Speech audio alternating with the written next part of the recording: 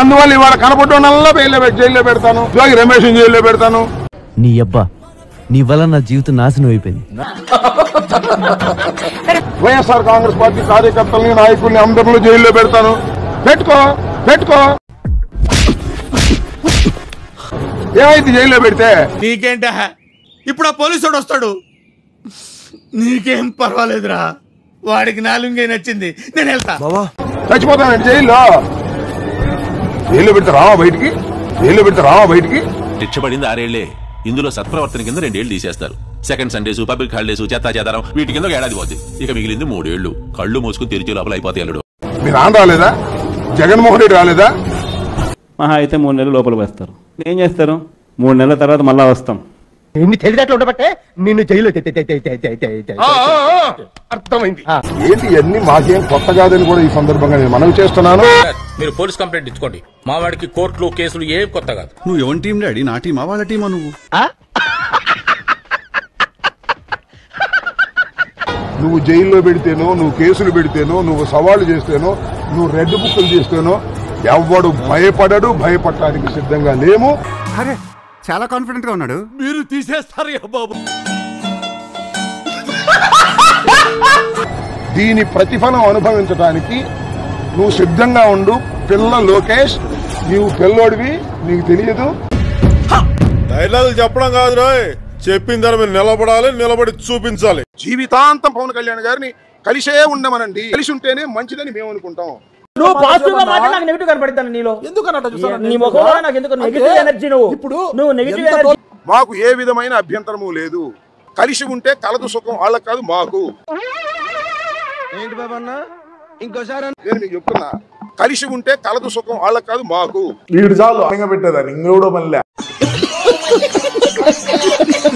మీరు ఒకసారి విశ్లేషణ చేసుకోండి. చంపేసిన కాలం కింద ఒక్కొక్కరికి ఒక్కొక్క ఎకరం ఇస్తాను, దరిద్రం వదిలిపోతే. ప్రభుత్వ వ్యతిరేకత పెరిగిన తర్వాత ప్రభుత్వ వ్యతిరేక ఓటు చీలకోకుండా ఉండాలి అంటే ఆ కూటమి కలిసి ఉండవలసిందే. అటు చూడు బే. ప్రజలందరూ జగన్నే కోరుకుంటున్నారు. మళ్ళీ ఎప్పుడెప్పుడు ఎలక్షన్స్ వస్తాయో జగన్ ఓటు వేసి గెలిపిద్దామని చెప్పి అంటున్నారంట కదా. అంటే అన్నాడు గాని ఆ ఊహ ఎంత బాగుందో. అట్టాడిది జనంలో లేదు, ఆ మాటే లేదు. బిన్నే ఒప్పేసుకుంటావు ఇంద్ర నువ్వు. నేను కాసేపు కూడా ఆనందపడి ఇష్టం లేదా నీకు? ఉంటేనే ప్రయోజనం. వాళ్ళు కలవడం వల్ల అప్పుడు ప్రయోజనమైంది వాళ్ళకి. ఎందుకంటే మా యాంటీ ఎస్టాబ్లిష్మెంట్ చీలకోకుండా మొత్తం వాళ్ళకే పడింది. నీలో నాకు నచ్చేది ఇదేరా, కొంచెం లేట్ అయినా నిజం నీ అంతటి నువ్వే తెలుసుకుంటావు. వాళ్ళ యాంటీ ఎస్టాబ్లిష్మెంట్ కూడా చీలకోకుండా మొత్తం మాకే పడుతుంది. కలిసి ఉంటేనే ఈజీగా గెలుస్తాము అని నేను అనుకుంటున్నాను. అలా ఎలక్షన్లు వచ్చినా చంద్రబాబుకే ఓటేస్తారు కానీ జగన్కి ఎవడో వేయడు.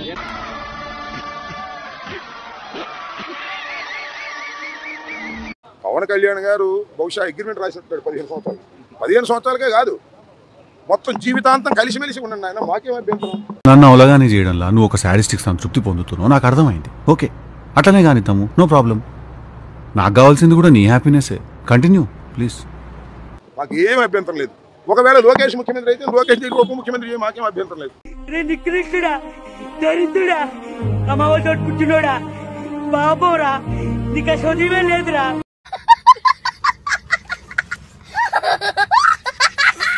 పవన్ కళ్యాణ్ గారు కాపులందరూ ఓటేశారు కదా చంద్రబాబు నాయుడు గారికి. చంద్రబాబు మీద ప్రేమతో కాదు, ఎందుకు? కేవలం పవన్ కళ్యాణ్ గారు గ్యారంటీ కార్డుతో వేశారు. ఎవరు చెప్పారు? ఎవరో చెప్తా నమ్ముతా నేను.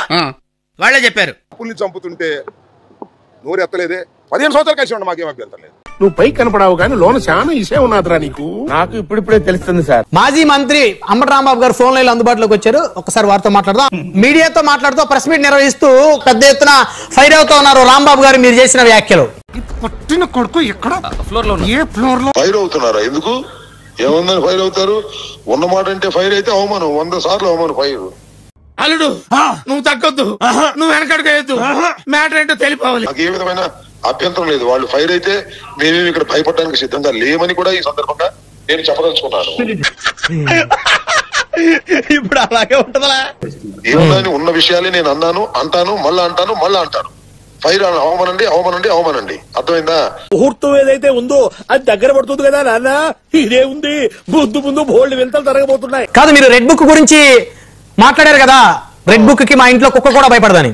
అవును, అదే మాట మీద మీరు కట్టుబడి ఉన్నారా?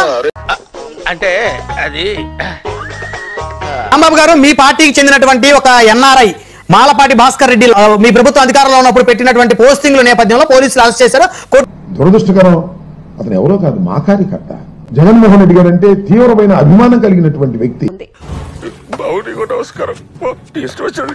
రిమాండ్ పంపింది ఆయన్ని, పోలీస్ స్టేషన్ ఆయన కొట్టారని కూడా ఆయన మీడియా ముందు కూడా బహిరంగంగా చెప్పారు.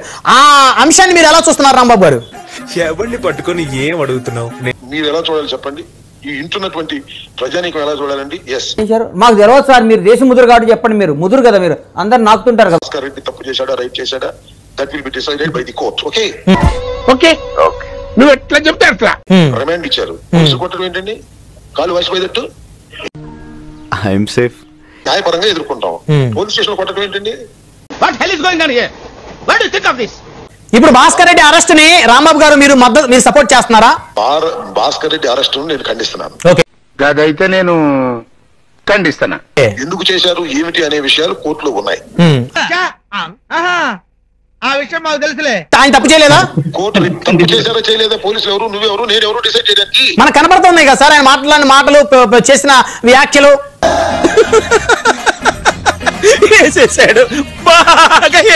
బాలకృష్ణ తప్పు చేశాడు, రైట్ చేశాడు చెప్పండి నాకు. కారు చూపే నంది ముందు రంగు మార్చిన పంది కారు కూతలకు వస్తే కపాలం పగిలిపోతే. ఏ అంశంలో? మొన్న శాసనసభలో మాట్లాడింది ఆయన కొంచెం ఆ రోజు ఆ విధంగా మాట్లాడటం ఖచ్చితంగా తప్పే. మీరు మాట్లాడింది నిజమేనా? ఎందుకు వచ్చింది అనుమానం? ఇప్పుడు ఎలాగంటారండి, సీన్ క్లైమాక్స్ లో నన్ను ఎడవం చేసి ఆడుకుంటారు. మీ మాటలు నేను నమ్మలేను సార్. అతను ఏమన్నా తప్పుడు మాట్లాడితే తప్పే అది. అంటే జుగుప్సాకరంగా మాట్లాడలేదు కదా బాలకృష్ణ గారు. నేను వినలేదు, నాకు తెలియదు. మరెందుకురా నీకు? చూద్దాంలే. చూడటం కాదండి, మీరు చెయ్యాలంతే. సరే, మీరు ట్రై చేస్తారన్నారంటే అది ఓకే అయిపోయినట్టు.